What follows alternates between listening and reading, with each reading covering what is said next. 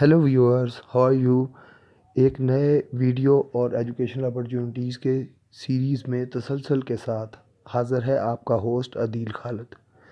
Viewers, बैरून मुल्क तालीम हासिल करना हर पाकिस्तानी स्टूडेंट का ख्वाब होता है। पाकिस्तानी स्टूडेंट्स जिन ममालिक में सबसे ज़्यादा अप्लाई करते हैं उनमें सर फहरिस्त ऑस्ट्रेलिया और यूके हैं। उनके बाद यूनाइटेड स्टेट्स ऑफ अमेरिका और कनाडा, और उन ममालिक के बाद जो ममालिक सबसे टॉप ऑफ द लिस्ट हैं वो Italy, Germany, Hungary, Romania, Norway, Denmark, Finland, New Zealand और स्वीडन आते हैं। शेंगन कंट्रीज़ जाने के ख्वाहिशमंद तलबा व तालबात की एक बड़ी तादाद इन ममालिक के बाद टर्की या अल्बानिया का रुख करती है। इनके अलावा Greece, Lithuania, Russia, Latvia, Greece, Cyprus और टर्किश साइप्रस में भी हज़ारों पाकिस्तानी स्टूडेंट्स हर साल अप्लाई करते हैं और तालीम भी हासिल कर रहे हैं। लेकिन MBBS या MD करने के लिए सेंट्रल एशियन स्टेट्स यानी उज़्बेकिस्तान, अज़रबैजान, कज़ाकिस्तान और किर्गिज़स्तान और इनके अलावा यूक्रेन में हज़ारों पाकिस्तानी हर साल अप्लाई करते हैं, जबकि चाइना, कोरिया और जापान में भी एक काबिल ज़िक्र तादाद पाकिस्तानी स्टूडेंट्स की मौजूद है।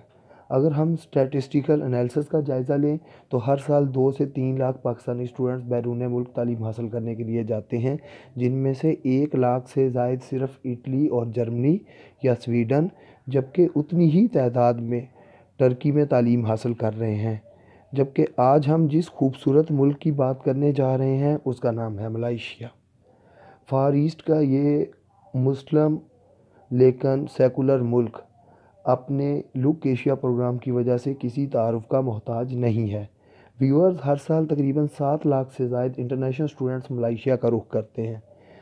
30 साल में मलेशिया ने जितनी रैपिडली डेवलपमेंट की है उसकी एग्ज़ाम्पल भी आपको स्वाय यूरोपियन कंट्रीज़, टर्की, रशिया और कोरिया के कहीं भी मिलना नामुमकिन है।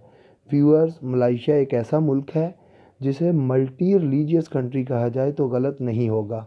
मलेशिया में तकरीबन 55% मलाई मुसलमान, जिन्हें मुकामी ज़बान में भूमिपुत्रा कहा जाता है, जबकि तकरीबन 28% बुद्धिस्ट या चाइनीज़ रेस के नेशनल्स हैं, जबकि तकरीबन 11% के करीब इंडियन रेस के नेशनल्स हैं। व्यूअर्स, मलेशिया में भूमिपुत्रा से मुराद वो शहरी होते हैं जो कि नस्ल दर नस्ल मलेशियन मट्टी ही से जन्म लेते रहे हैं और इनमें किसी और जगह की कोई आमेज़श शामिल नहीं है। जबकि चाइनीज़ या बुद्धिस्ट रेस तकरीबन 300 से 400 साल पहले चीनियों की जो नस्ल मलेशिया में आकर आबाद हुई उनसे तल्लुक़ रखने वाले अफराद हैं उनमें। इसके अलावा जबकि तीसरी बड़ी नस्ल जिसे इंडियन रेस कहा जाता है उससे मुराद बरे-सग़ीर में हज़ारों सालों से मलेशिया में आबाद नस्ल है। उनमें भारत, ख़ुसूसन तमिलनाडु यानी सदर्न इंडिया से ताल्लुक़ रखने वाले अफराद सबसे ज़्यादा हैं, जबकि इंडियन रेस में पाकिस्तानी, बांग्लादेशी, श्रीलंकन और नेपाली भी शामिल हैं। मलेशिया में किसी किस्म का कोई मजहबी तअस्सुब नहीं पाया जाता। उसकी एक मिसाल कोलालमपुर के तितवंगसा स्टेशन के सामने मौजूद एक तारीखी मस्जिद से ली जा सकती है, जिसकी एक दीवार तो हिंदू टेंपल से मिलती है जबकि दूसरी दीवार बुद्धिस्ट या चाइनीज़ टेंपल से मिलती है। यहाँ हरी राया यानी ईद, दिवाली और चाइनीज़ न्यू ईयर के फेस्टिवल्स एक ही जैसे जोशो जज्बे से मनाए जाते हैं। व्यूअर्स, तारीख़ी एतबार से मलेशिया, इंडोनेशिया, सिंगापुर और ब्रुनई दारुस्सलाम एक ही नस्ल से ताल्लुक़ रखते हैं और ये कभी मलाया के नाम से एक ही बड़ा मुल्क था। ताहम 1945 में मलाया से जापानी कब्ज़ा ख़त्म होने के बाद डच और ब्रिटिश अफवाज ने दोबारा कब्ज़ा कर लिया और 1963 में मलेशिया ने इंडोनेशिया से इंडिपेंडेंस का ऐलान कर दिया। उस वक्त मलेशिया में सिंगापुर और ब्रुनई भी शामिल थे, लेकिन बादशाहत के तनाज़ा में ब्रुनई ने भी मलेशिया से सेपरेशन का ऐलान कर दिया और फिर मलेशियन पार्लियामेंट ने सिंगापुर को खुद ही अलग करने का ऐलान किया। जबकि उस वक्त सिंगापुर के पहले प्राइम मिनिस्टर ली कुआन ने 9 अगस्त 1965 को एक इंडिपेंडेंट स्टेट के तौर पर पहली तकरीर रोते हुए की थी।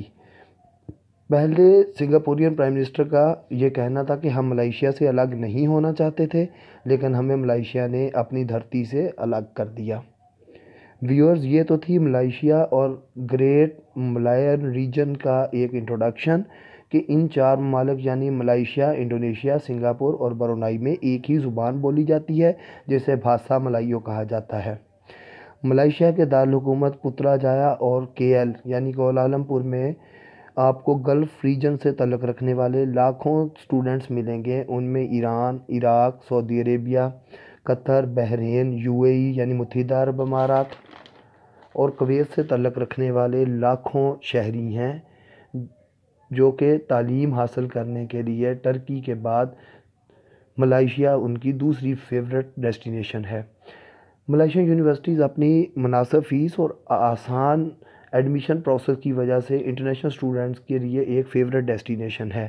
ملائیشیا میں ایوریج اینول فی BS پروگرام کے لیے تقریباً 23,000 ملائیشین رنگٹس ہے، یعنی جو کہ تقریباً 6,000 امریکن ڈالرز بنتے ہیں، اور گریجویشن پروگرام 4 سال کی بجائے 3 سال پر مشتمل ہوتا ہے، جبکہ اکاموڈیشن کے ایکسپنسز بھی انتہائی مناسب ہیں، یعنی تقریباً 1,500 رنگٹس اینولی۔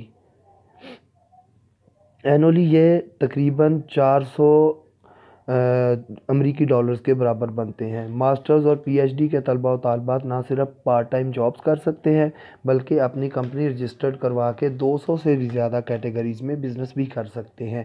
ان کمپنیز کو لوکل لینگویج میں سنڈرین برہاڈ یعنی پرائیویٹ لمیٹڈ کمپنیز کہا جاتا ہے۔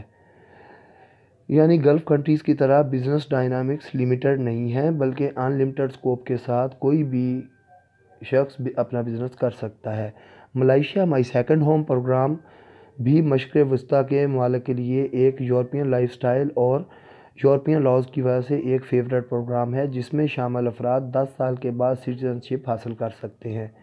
جی تو ویورز، میری کوشش تو یہ تھی کہ ایک ہی ایپیسوڈ میں ملائیشین تاریخ اور ایجوکیشنل اپرچونٹیز کو کور کروں، لیکن شاید ایک پروگرام میں اسے کور کرنا ممکن نہیں ہے، اس لیے آنے والے پروگرام میں ہم بات کریں گے ملائیشیا کی بہترین یونیورسٹیز کا۔ اگر آپ کو آج کا پروگرام پسند آیا ہو تو لائک کا بٹن پریس کریں اور ایجوکیشنل اویئرنیس کے حوالے سے میرے اس پروگرام کو جاری رکھنے میں میری مدد کریں۔